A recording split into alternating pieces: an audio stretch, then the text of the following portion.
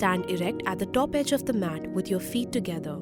Bring your palms together in front of your chest in Pranamasana. Inhale.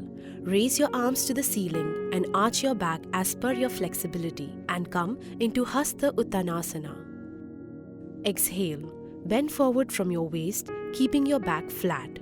Bring your palms down on the floor next to your feet in Padahastasana. Inhale. Take your right foot backward. Lower the hip and pull your shoulders back. Open your chest and look up in Ashva Sanchalanasana. Exhale.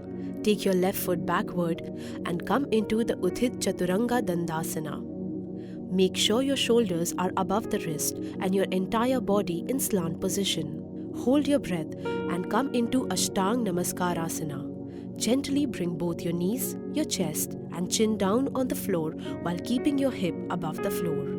Place your palms next to the chest and hands closer to the torso. Inhale. Scoop forward and bring your chest upwards and forward and come into Bhujangasana. Now, exhale. Come into Parvatasana. Use the core to lift your hips up.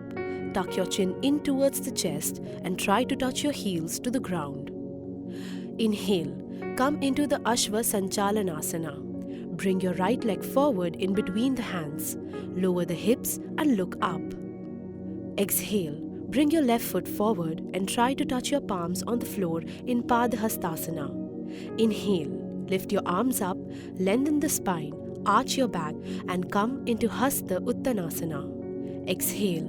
Bring your palms together in front of your chest in Pranamasana. Repeat the same steps with your other leg and that will complete one cycle.